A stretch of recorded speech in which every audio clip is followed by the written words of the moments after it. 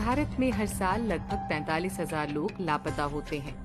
संन्यास, कबूतरबाजी, डिमेंशिया या पागलपन के बावजूद अधिकांश पहले 2 सप्ताह के भीतर मिल जाते हैं। फिर भी हमेशा कुछ ऐसे भी होते हैं जिन्हें दोबारा कभी देखा या सुना नहीं जाता। क्या लगता है आपको, कौन होते हैं ये लोग? कहाँ चले जाते हैं?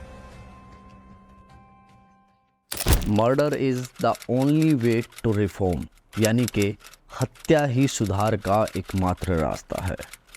नमस्कार दोस्तों, आप लोग शायद सोच रहे होंगे कि मैं कैसी साइको जैसी बातें कर रहा हूँ। एक्चुअली ये लाइन मेरी नहीं है, कि कहा था एक सीरियल किलर ने। एक सीरियल किलर जिसे अमेरिकन क्राइम हिस्ट्री में एक बहुत ही डिस्ट्रक्टिव सीरियल किलर के रूप में जाना जाता है।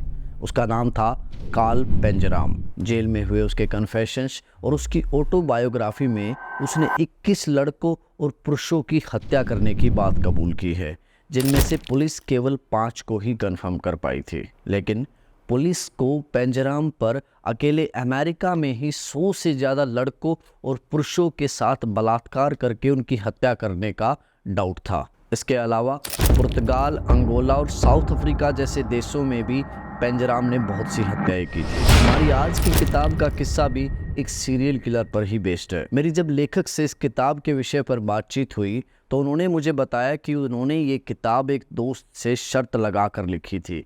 हालांकि शर्त का समय सिर्फ 1 महीने का ही था, जबकि लेखक को इस विषय पर रिसर्च करने में ही 6 महीने से ज़्यादा का समय लग गया था। इस कहानी का मूल भाव उनको दादर स्टेशन में हुई एक घटना को देखकर याद आया था। पहले ये किताब एक प्रेम कहानी होने वाली थी, लेकिन बाद में किताब ने खुद उसका ये रूप चुना। चलिए बात करते हैं इस किताब के बारे में।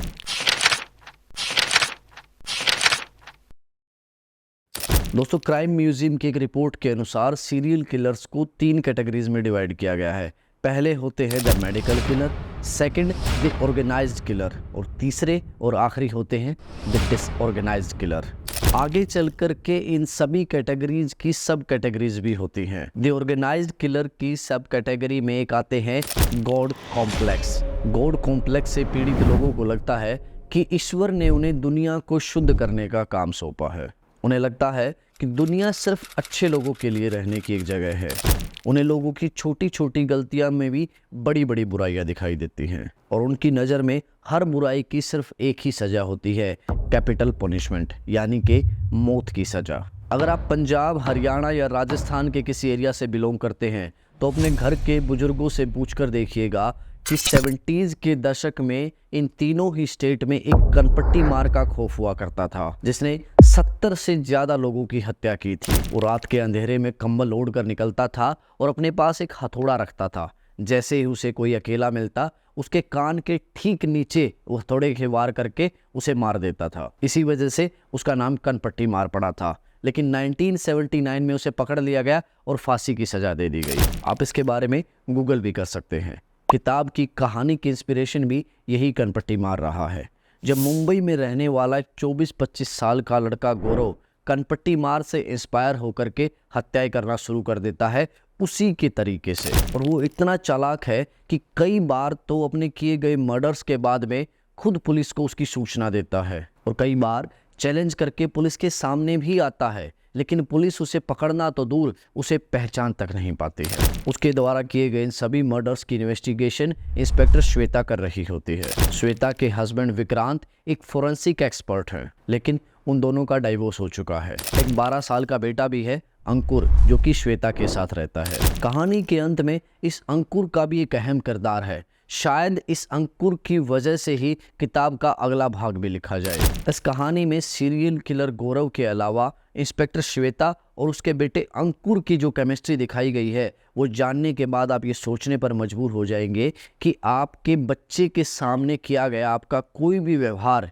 उसके दिमाग पर क्या असर डाल सकता है। हाल ही में जून 2024 में विजय सेतुपति की एक फिल्म रिलीज हुई थी, महाराजा, जिसे आपने जरूर देखा होगा और अगर देखा नहीं होगा तो उसके बारे में सुना तो जरूर होगा। फिल्म की कहानी शुरुआत में बहुत ही बोरिंग होती है, लेकिन जैसे ही फिल्म ख़त्म होती है तो फिल्म देखने वाला शौक रह जाता है। ये एक ऐसी फिल्म है जिसे मेरे हिसाब से हर इंसान को एक बार ज़रूर देखना चाहिए। इस फिल्म के जैसा ही एक शानदार सस्पेंस हमारी इस किताब की कहानी में भी छुपा हुआ है। कहानी का किलर गौरव अपनी बहन का इलाज करवाने के लिए एक लेडी डॉक्टर के पास जाता था, लेकिन जब कहानी के अंत में आकर के इन तीनों की केमिस्ट्री का पता चलता है तो पढ़ने वाला एकदम से शॉक रह जाता है। इस कहानी में सीरियल किलर के किरदार को लेखक ने इस तरह से गढ़ा है कि सीरियल किलर होने के बावजूद कहानी का अंत होते होते किताब पढ़ने वाले को उससे हमदर्दी हो जाती है। इस किताब को पढ़कर सीरियल किलर्स पर बेस्ड साउथ की फिल्म फोरेंसिक और बॉलीवुड की फिल्म रमन राघव 2.0 की यादें ताज़ा हो जाती हैं। किताब को पढ़ने का एहसास कुछ ऐसा है जैसे आप रात के समय अकेले बैठ करके कोई सस्पेंस थ्रिलर मूवी देख रहे हो। लगभग पौने 200 पेजों की इस किताब में 27 चैप्टर्स दिए गए हैं और हर चैप्टर की शुरुआत एक स्टेटमेंट से होती है। अगर मैं खुद लेखक के द्वारा लिखी गई 4 स्टेटमेंट्स को छोड़ दूं तो बाकी की सारी स्टेटमेंट्स दुनिया के किसी न किसी सीरियल किलर के द्वारा दी गई स्टेटमेंट्स हैं।